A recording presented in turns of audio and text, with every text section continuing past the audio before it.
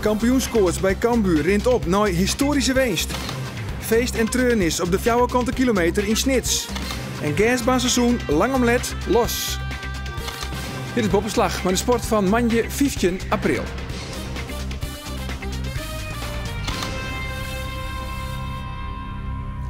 Goejoen, in het nou komende liet jaloeren omtinken voor de wichtigste Frieske sport van het oude weekend. Met voetbal, hutfietsen, de Frieske Wordenklassieker en gasbaanracen in het Drentse Fries. Dat al je razen, nou eerst het betellen voetbal. Want de kampioenskoorts bij Cambuur neemt behoorlijk ta. Juster water met 2 woen van de Graafschap en de Ljouwerters bleven 30 mei om de titel. De supporters zijn uit de schroeven en stien de spielersbus massaal op te wachten op het Cambuurplein. Doet die waarom kwam uit Doetinchem. Honderden Cambuur-supporters steen jongend en met vuurwerk voor het Cambuurstadion. De 2-1-winning op de Graafschap werd vierd als wie het kampioenskip al binnen.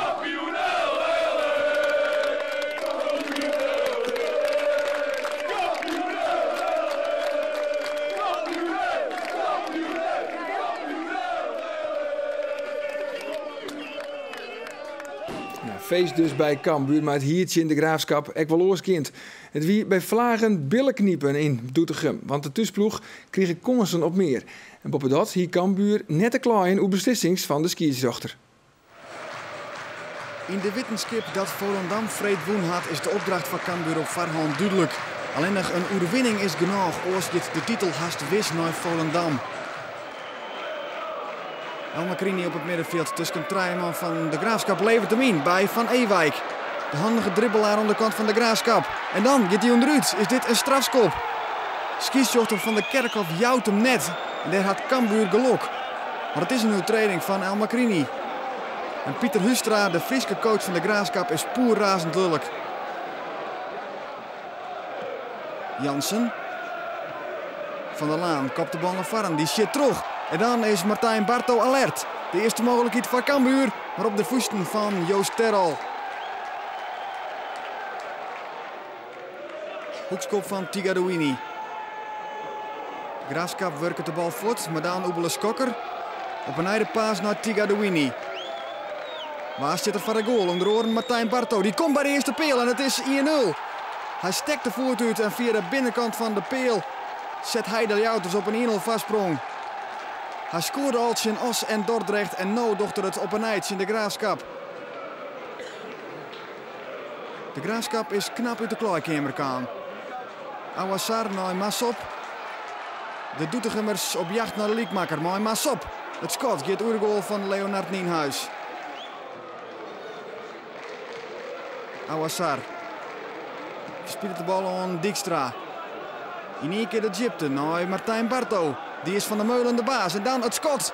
Git Varlons.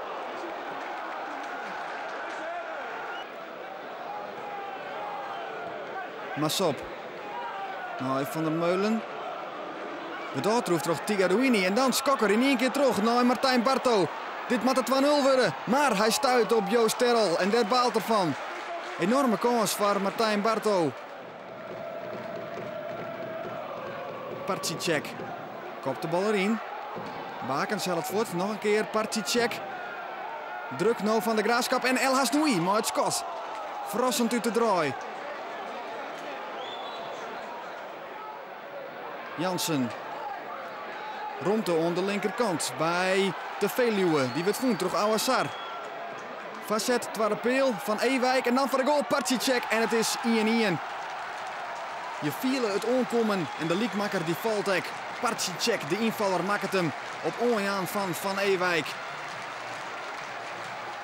En dan gaat het publiek in Doetinchem erachter staan. Ze willen meer. De Graafschap op jacht naar de vastsprong. Maar Soufiane El Hasnoui die bakens voortzet. Facet bij Parcicek, omhaal leert. Dan van Ewijk maar de punter in de hand van Leonard Nienhuis. Satrunt de Graafschap aan. Breinburg.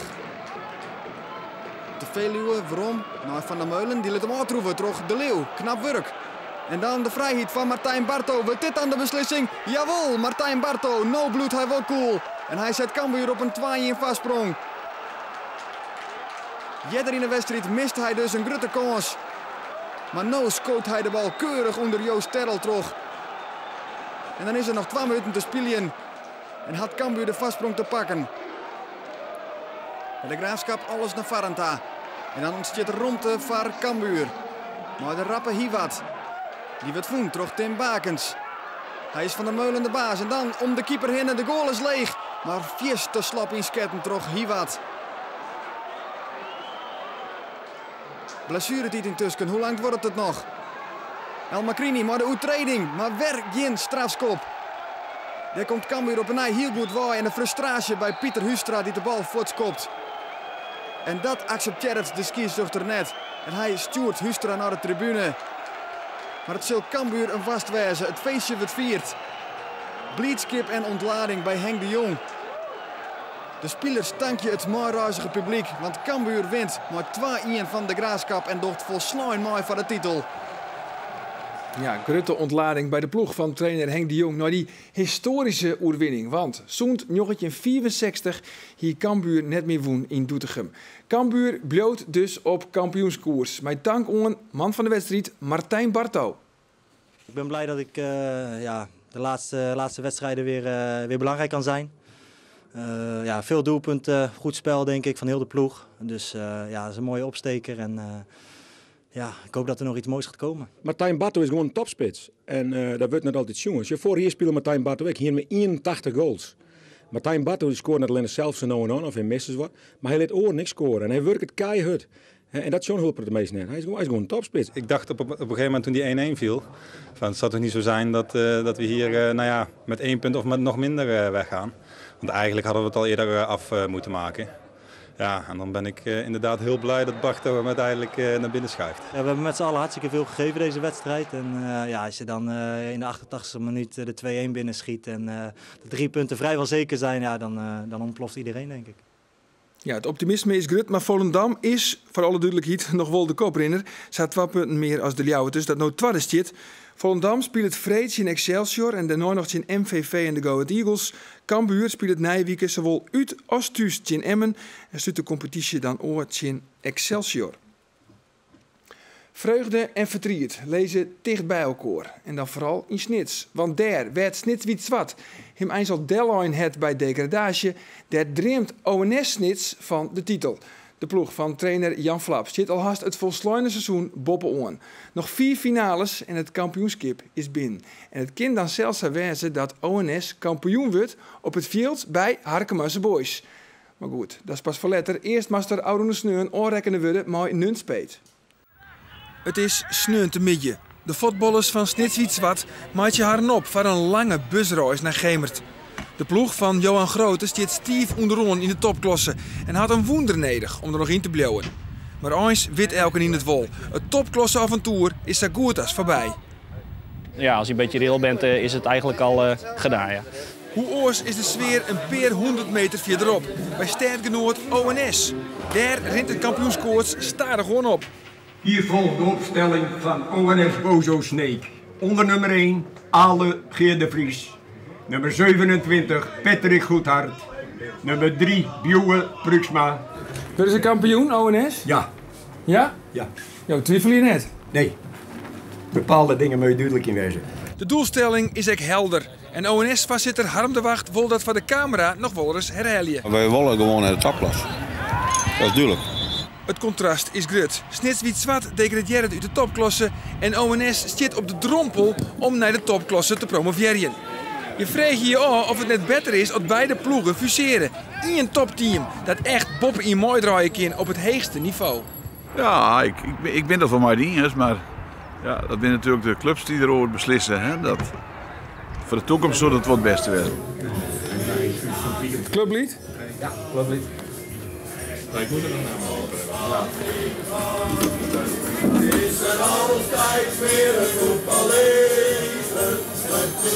Op het Zuidersportpark oerheerst het is een beetje het optimisme. Het gaat het niet zozeer om de vraag of het ONS kampioen wordt, maar vooral om wanneer het ONS kampioen wordt. Je wilt dan kampioen worden thuis? Ja, dat is toch eerlijk? Voor de poorten van de hel op Harkema, daar kampioen worden, mooier is het net. In het hol van de leeuw. Ik weet dat net, nee. Ik denk dat ONS liever kampioen wordt hier thuis dan in Harkema. Maar het optimisme verdwijnt als sneeuw van de zinnen. Gaandeweg de eerste helft in Nunspeet. Want ONS speelt het net goed. En Nunspeet krijgt zelfs een geweldige mogelijkheid op de openingstreffer. En zo verhoort het optimisme in negativisme. Als ze net kampioen worden, ONS, dan kost het een hoop leden. Ja? Ja, echt weer. Dan zet je het lidmaatschap ook op. Dat denk ik wel weer nooit. Ja? Ja. Op basis van de eerste helft had ONS neer te zieken in de topklasse. En dat brengt dus dan weer bij Bouke Algera. Algera wit als geen oor. Dat wanneer ONS promoveert, ONS naar de boezemat. Dan moet er een verrassing komen. Dan moet er een verrassing komen. Ja. Dat vind je ook. Ja. Een topper. Ja, nee, maar dan moest dat. Maar goed, eerst maar eens even zien hoe ver we komen. Maar dan, ja. Dan komt er een topper, hè? Dan zou we nog wel een topper Helly moeten. Ja. Dat praten we bij deze hoor. Ja, dat is zeker. Wie de eerste helft teleurstellend, in de tweede helft komt er een doelpunt. De verlossing van Jurjen Bos. En vastzitter Harm de Wacht herhelpt nog maar weer eens de doelstelling. Maar wij willen gewoon naar de topklasse. Dat is duidelijk. En dan... En je wilde net dat het maar je krijgt zo oren, dat is maar net iets zwart. Dit is die had aardig wat punten hellen. Alleen nog krijg ik onvoldoende. Die degraderen je het. Die zo'n degraderen kennen, dat hopen we net vanzelf. Maar dat denk je wel. Het is wel zo dat het zag voorstien dat het net goed liep. Het zag nou de laatste wedstrijd te weinig punten hellen. Dus... Hoe zie je dat als ONS zijn er dan voorkomen dat je met hetzelfde lot wacht zit als net iets wat? Meer punten, Nelly. Een kwartier na de 1-0 is het op een Jurjen Bos die het eindstation is. In een goed rinde onvol. Het is de 2-0. En zo wint ONS en is de ploeg van trainer Jan Flap weer een stukje dichter bij het kampioenschap. Maar echt uitzoekend wie het al net. Bloed, zweet en tranen. Alleen een kilootje plezier en beleving heeft toch misschien, hoe heet dat, vertuten gedaan? Hoe heet dat ook alweer? Onvoorstelbaar. Ja, kom goed.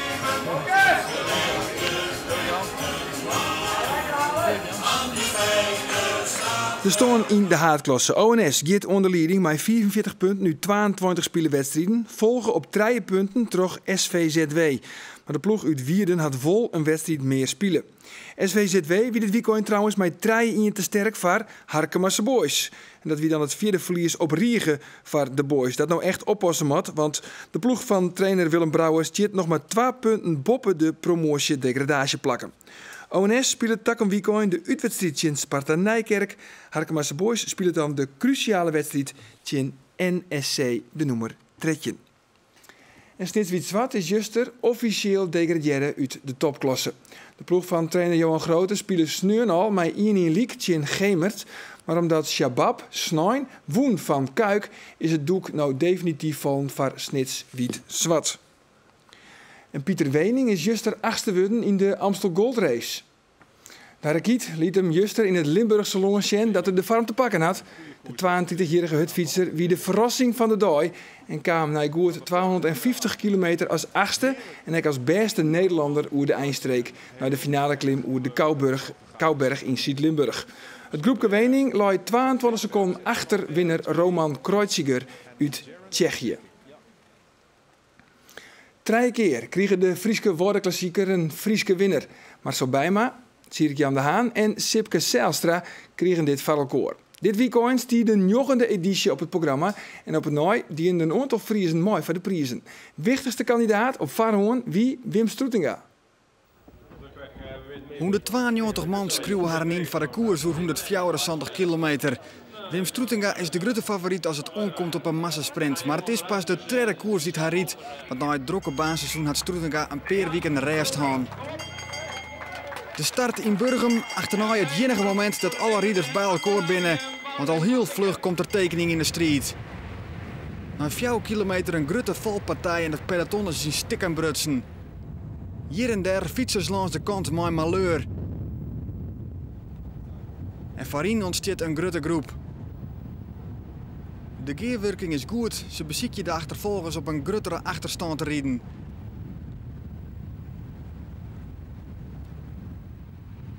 En in het midden van die groep Wim Stroetinga, hij zit dus goed van varen. Maar vooruitblijven, dat is een hele tour. En hier rekt teken Piet van der Werf van Deersum.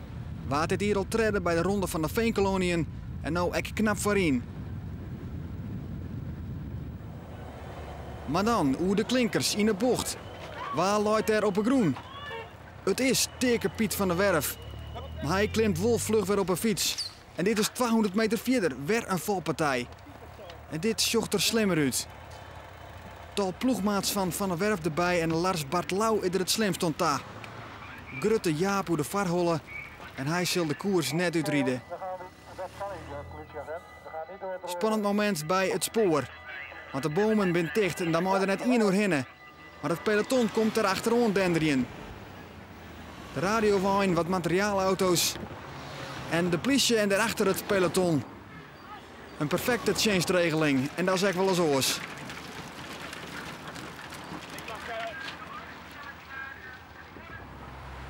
Dit is een groepje achtervolgers op achterstand door een valpartij. Er horen teken Piet van der Werf ertussen. Ze matten even gas aan, want het gaat maar de kopgroep is net zo heel groot.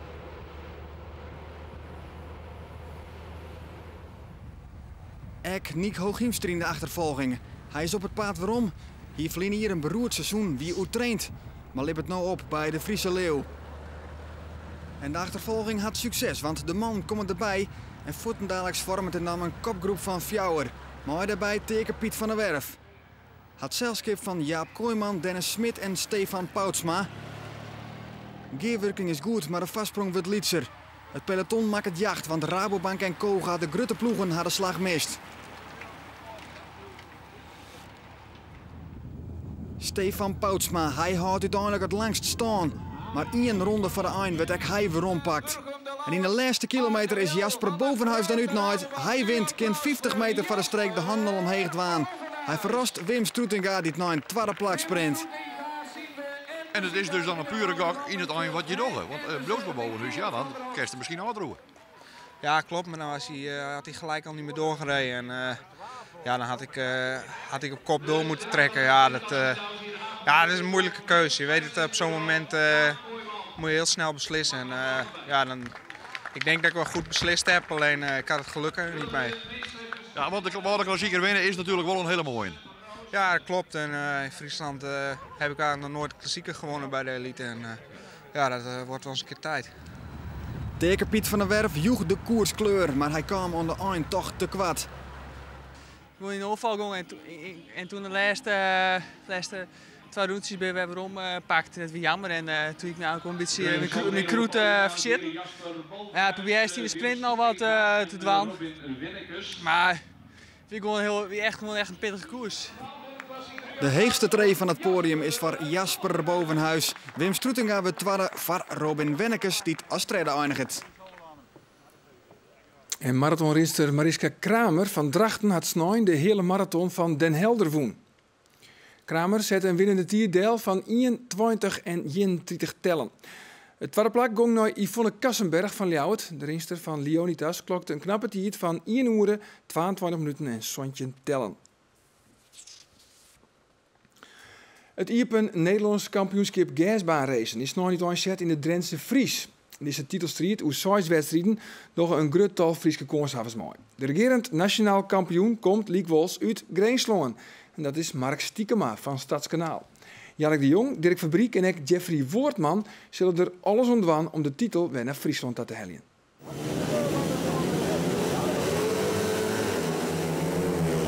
De wedstrijd zou op 24 maart verrieden worden, maar waar doe alles vanwege frost. Jannik de Jong van de Gediek is het seizoen goed uit inzet, maar winst in Balkbrug. Hier in Fries heeft hij echt bij de favorieten, maar in de eerste heat gaat het mis.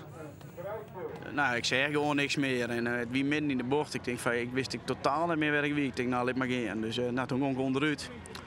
En nou ja, toen is het verhaal gebeurd. Een andere Frieske favoriet is Dirk Fabriek, maar noem het zien. Krijgt als Jannik al 3 keer Iepen Nederlands kampioen. Met 2 tweede plakken en een oorwinning plaatst hij hem solide voor de finale. Daarin verwacht hij een soort spanning, want de baan is zwier. baan is net in optimale staat. Die protterrein wat de krak van tevoren best is. En denk ik toch dat wie de start pakt, dat die eigenlijk zo goed als won heeft. Jannik de Jong is nog net wist van de finale. In zijn tweede heat moet hij nog punten pakken. Maar waar gaat hij onderuit? Snel springt er weer op zijn motor, pakt nog een tweede plak. En moet hem nou via de B-finale plaatsen voor de grote A-finale. En daar had de tweede Frieske favoriet geen last van.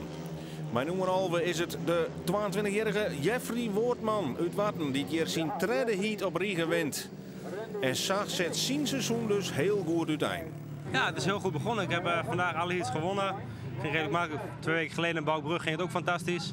Ja, het belooft een mooi jaar te worden. Ja, en hier in Fries best heel best uiteen zet, want alle heats wist gewoon te winnen. Ja, daar ben ik wel blij mee. Vorig jaar ging het een stuk minder, dus het is een mooi begin.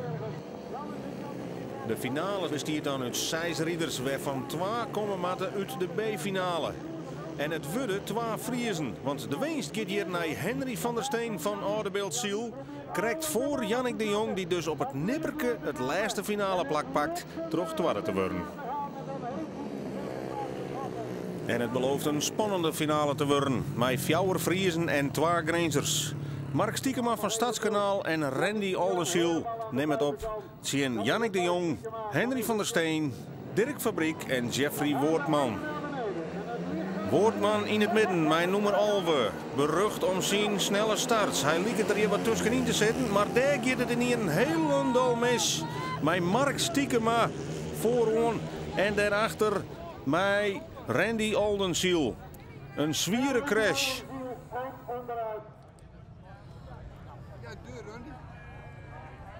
Ik had net zo'n hele beste start de eerste keer. En ik zou hem eerst terugzetten boeten om, maar ik zeg die 2 jongens van binnenuit al helemaal rug uit shirt. En ik denk van nou, dit wordt de rit. Nou, dat gebeurde ik. Ja, dat ben je leuke dingen natuurlijk. Dat wens je hier net in. Maar ja, it's all in the game. It's racing. Huh? Randy Oldenziel van Stadskanaal stapt als eerste weer op en zal ook de finale op een nieuw start te kennen. Dat geldt net voor regerend Nederlands kampioen Mark Stiekema. Hij rijdt naar het ziekenhuis en daar wordt een zwiere hartenschorsing constateerd en een grote vleeswound. Dan dus nog 5 man in de finale. En in het midden, met de witte helm, is het op een nieuw Jeffrey Woordman die weer als beste door die eerste bocht komt. Wat is hij in een bloedvorm? En daarachter het gevecht om de tweede plak. Jannik de Jong in strijd met Dirk Fabriek, maar ook met Henry van der Steen. Dus de 4 Friezen binnen. Het is Randy Oldenziel, de man van de crash, die het op het 4e plak leidt. En voorin is Woordman superieur. Het is Jannik de Jong die het nog bij hem in de buurt komen kan. Die zal nog een onval plaatsen willen. Waar blijft Dirk Fabriek? Die is ingevjocht met Henry van der Steen. Maar het is Woordman die ook deze race van kop af aan vooraan leidt.